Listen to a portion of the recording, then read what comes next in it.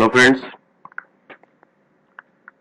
आज हम national electric mobility mission plan 2020 पे डिस्कस करने वाले हैं। इनसाइट्स का एनवायरनमेंट का जो पॉइंट नंबर 10 है, तो हम डिस्कस करके इसको देखते हैं कि क्या क्या क्वेश्चन पूछे जा सकते हैं। इसके साथ साथ हम इसको, जैसा कि हमने प्लान बनाया है कि इसके साथ साथ हम इसको एक्सप्लेन करेंगे थोड़ा सा अच्छे में। अगर हमें हमें लगता है कि कंटेंट कम है यहाँ पे, तो हम उसको अच्छे तरीके से एक्सप्लेन करने के लिए दूसरी पीपीटी बनाते हैं और उस पर वीडियो क्रिएट करते हैं। So we will see one more PPT on this video.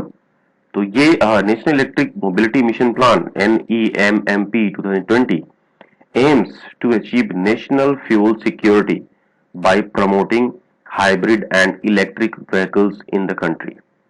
ये हाइब्रिड और electric vehicles in the country का मतलब होता है कि जो ये हाइब्रिड व्हीकल्स हैं ये खुद नहीं चलती हैं बल्कि किसी सपोर्ट से चलती हैं। जैसे कि एक डिफरेंट मोटर लगा होगा जो कि इलेक्ट्रिसिटी से चल रहा होगा और वो फिर गाड़ी को खींचेगा, तो इसको हाइब्रिड बोलते हैं। There is an ambitious target to achieve 6 to 7 million sales of hybrid and electric vehicles year on year from 2020 onwards.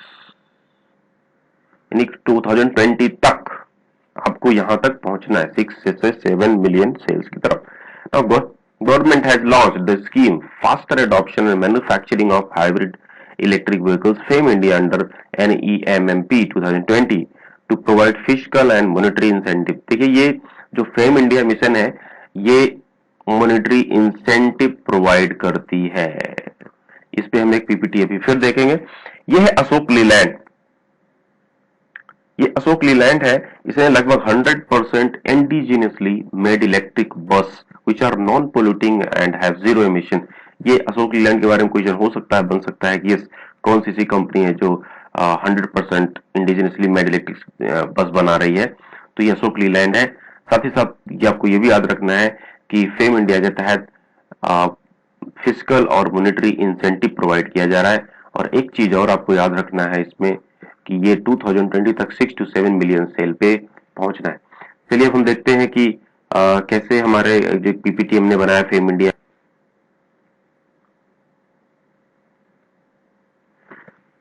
So FAME India faster adoption manufacturing of hybrid and electric vehicles in India scheme.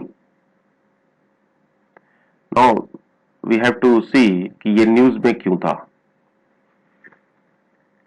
एक question पहले देख लेंगे। Let's see, the government under FAME India scheme has withdrawn incentive given to mild hybrid vehicles, strong hybrid, plug-in hybrid, pure electric vehicles। अभी government ने एक इन्हीं चार में से किसी एक पे विदड्रॉ कर लिया है या दो पे विदड्रॉ कर लिया है इंसेंटिव। जैसा कि मैंने अभी डिस्कस किया, फेम इंडिया के साथ इंसेंटिव दिया जाता है। तो इसमें से जो क्वेश्चन है हमें देखना है। अगर आपको पता हो तो आप आंसर देने की कोशिश करें। वैसे मैं बता दूं अभी आपको कि this is option is 1, that is mild hybrid vehicle. Mild hybrid vehicle यानी कि ये वाला क्वेश्चन, ये ऑप्शन सी सही है। इस पे आपका इंसेंटिव बंद कर दिया गया है और इसीलिए ये न्यूज में है। Let us see why was it news. The government has withdrawn incentives given to mild hybrid vehicles under FAME India scheme impacting the country's largest car maker Maruti Suzuki India the most। तो Maruti Suzuki सबसे ज्यादा impact हुआ है क्योंकि government ने incentive किस पे, hybrid vehicle, mild hybrid vehicles पे इसने विदड्रॉ कर लिया है। तो mild hybrid technology will stand excluded from the benefits of the fame India scheme with effect from 1 April 2017। Notification by ministry of heavy industries and public enterprises है। आपको शायद ये भी पता हो कि 1 अप्रैल 2017 से VS Bharat stage 4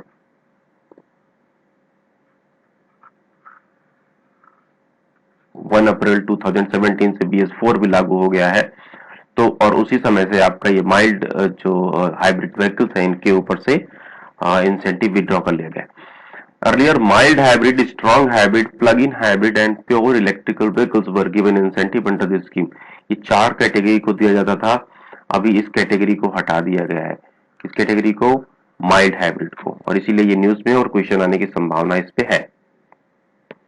Now this scheme is proposed to be implemented over a period of 6 years till 2020, wherein it is intended to support the hybrid electric vehicles market development and its manufacturing ecosystem to achieve self-sustenance at the end of the stipulated period.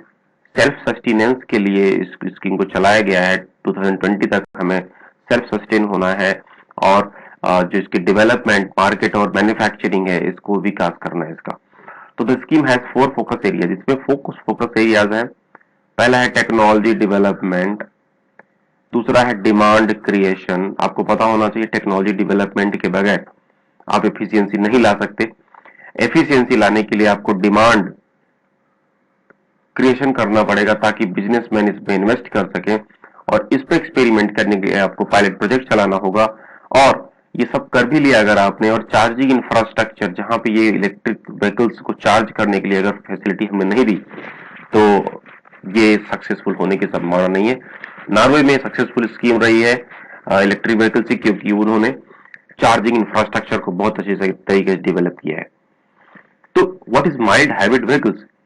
A mild hybrid vehicle has an electric motor which on its own cannot run a vehicle but assists normal engine by using recovered energy stored in a battery and help save fuel। यानी कि mild hybrid के बारे में पहले discuss किया था कि ये खुद नहीं चलाता है इंजन को, बल्कि क्या करता है कि assist normal engine by using recovered energy stored in a battery. इस बैटरी में एक स्टोर्ड एनर्जी होती है, उसको यूज करता है, इसलिए इसको माइल्ड हाइब्रिड बोलते हैं। Thank you for watching this video. आप प्लीज सब्सक्राइब करें ताकि आपको हम अपने आप नोटिफिकेशन पहुंचता रहे और आपको वीडियो मिलती रहे। Thank you.